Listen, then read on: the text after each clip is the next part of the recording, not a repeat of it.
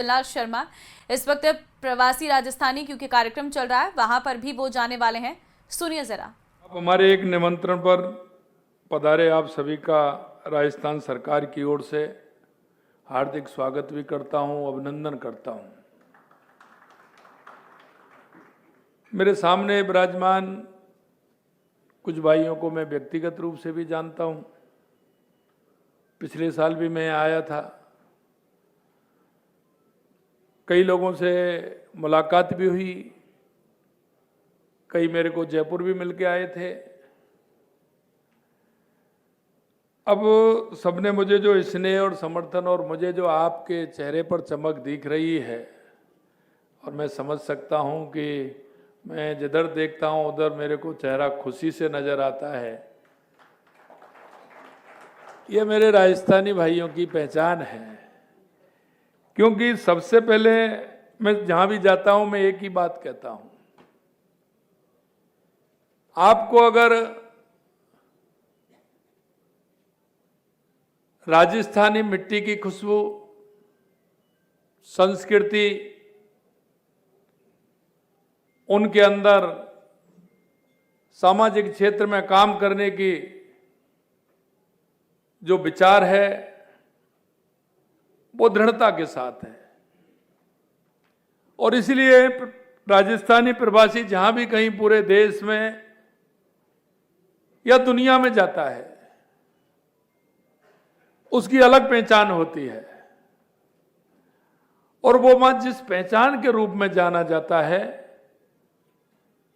क्योंकि वो राजस्थान की मिट्टी की खुशबू, वहां की संस्कृति, वहां का विचार, वो जहां भी जाता है वहां उसको बिखेरने का काम करता है। इसलिए वो सभी जगह बहुत खुश रहता है। क्योंकि मैं जब देश में भी कई प्रदेशों में जाना हुआ, दुनिया के कई देशों में जाना हुआ, मेरी पहली प्राथमिकता होती है कि मैं मेरे राजस्थानी प्रवासी भाइयों से मिलता हूं।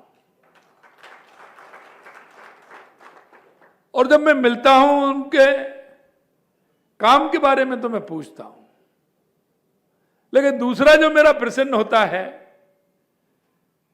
कि आप सामाजिक क्षेत्र में कहीं जुड़े हैं क्या?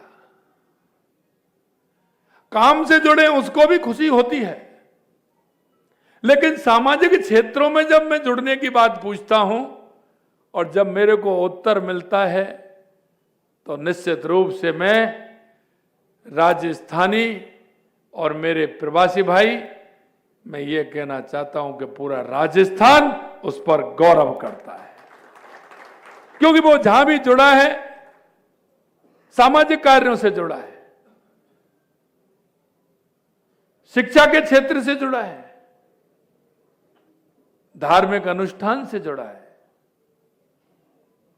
चाहे कहीं आप देख सकते हैं, जहां भी मेरा भाई होगा वो गौ सेवा को कहीं नहीं छोड़ेगा, गौशाला वहां भी मिल जाएगी।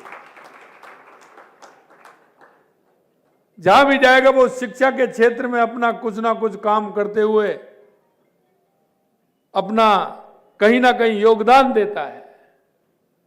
कहीं वो कोई अगर टूटा फूटा मंदिर देख लेगा तो उसको संवारने का काम भी मेरा प्रवासी भाई सबसे पहले करता है। यही नहीं, कई जगह मैंने देखा है, लोगों के समझ में नहीं आती है कि आखिरकार लास्ट में वहीं पहुंचना है। मेरा प्रवासी भाई देखता है किसी गांव का, किसी कस्बे का, किसी शहर का अगर शमशान ठीक प्रकार से नहीं है तो उसको भी बनवाने में पूरी मदद करता है। सामाजिकता के हर क्षेत्र में जुड़ा हुआ है। अगर उसका काम देखेंगे, अभी कह रहे थे राम जी हमारे अध्यक्ष जी कह रहे थे कि सबसे बड़ी बात यह है राजस्थानी की उनकी मेहनत। यह मेहनत तो राजस्थान की मिट्टी के अंदर है, यह समर्पण राजस्थान की मिट्टी के अंदर है। इसलिए उनके ये तो खून में है कि जहां भी जाएंगे मेहनत से कमाएंगे और उसके बाद जो बचेगा अपने ओर से उसको सामाजिक क्षेत्र में लगाने का काम करेंगे। ये हमारे राजस्थानी भाइयों का एक अलग ही है, ये आपको कहीं देखने को नहीं मिलेगा। और मैं मेरे भाइयों, मैं इसीलिए आपसे कहता हूं कि आपकी मीठी बोली, आपका जो मनोहार है, वो दुनिया में आपको कहीं नहीं मिलेगा जो राजस्थानियों का मिलेगा। अभी मेरे से कह रहे थे कि राजस्थान की, अरे राजस्थान की देश में हो या विदेश में हो, जब तक राजस्थानी व्यंजन नहीं खा लेता है जब तक उसको आनंद ही नहीं आता है। कैर सांगरी तो है ही, लेकिन है हल्दीराम जी वाले, अभी मेरे आए थे, इनकी भुंजिया दुनिया में, देश में नहीं दुनिया में, जब तक वो भुंजिया एक बार खा लेगा तो बीकानेरी भुंजिया की याद आएगी। अगर कहीं बीकानेरी रसगुल्ला खा लिया तो ऐसा रसगुल्ला भी कहीं नहीं मिलेगा। तो इसकी भी एक अलग पहचान है। और राजस्थान का कचौड़ी, मिर्ची बड़ा, वो तो अपने आप में निराला है। ये नाम लेते ही मुंह में पानी आ जाता है, राजस्थान की याद आ जाती है। मेरे भाई और बहनों, मैं आपसे ये कहना चाहता हूं कि आप खुले मन से, खुले विचारों से, एक ही बात कहता हूं मैं आपसे, क्योंकि मुझे पता है कि हमारे पूर्वज जिस उस समय का जो दौर था उसमें आए थे। यह वास्तविकता है कि हमारा प्रवासी भाई ने कभी यह नहीं किया, हमारे बुजुर्गों ने हमें सिखाया कि मेहनत करके अपना भी पेट भरना है और जनता का भी सहयोग करना है, जिससे लोगों को लगे सामाजिक कार्य करते हुए हमें आगे बढ़ना है।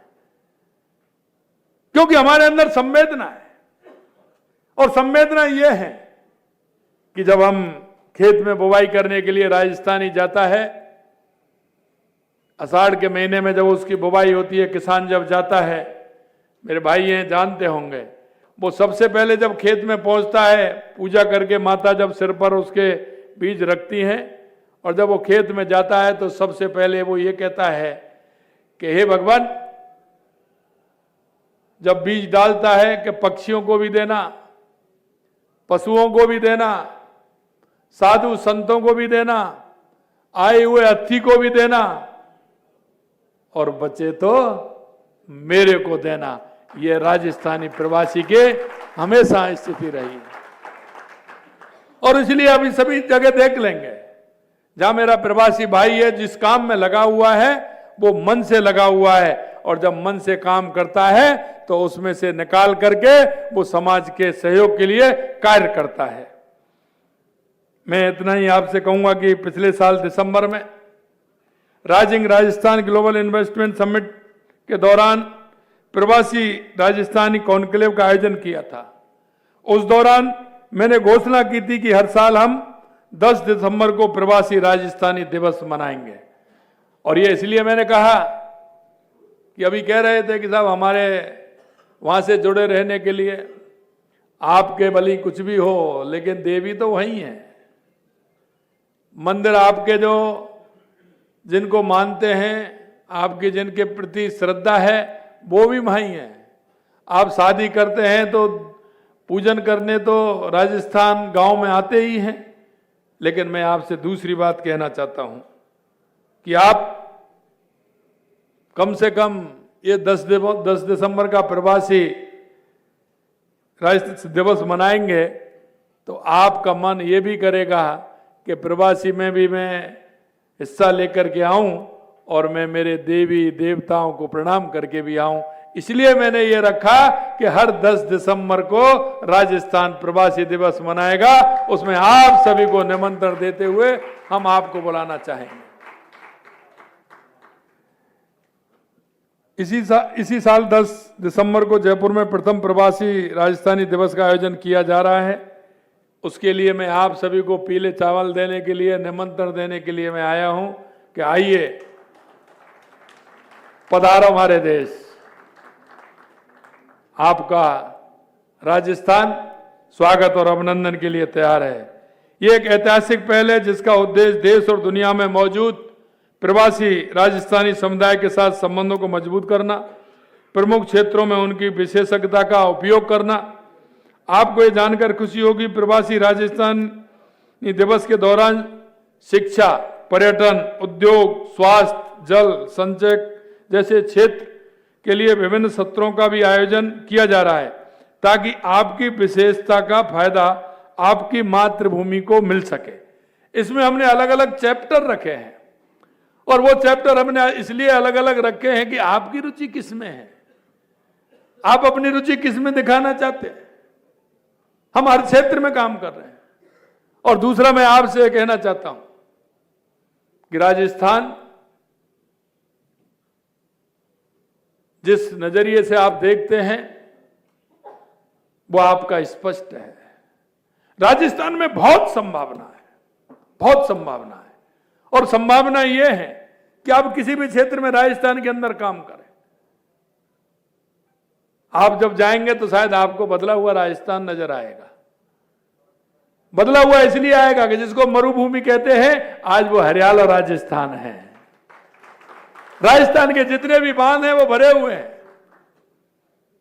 और सबसे पहले जब हमारी सरकार बनी थी तो हमने पहला जो आवश्यकता थी, हमारे मंत्रिमंडल ने बैठ करके विचार किया कि सबसे पहले राजस्थान में आवश्यकता किस बात की है।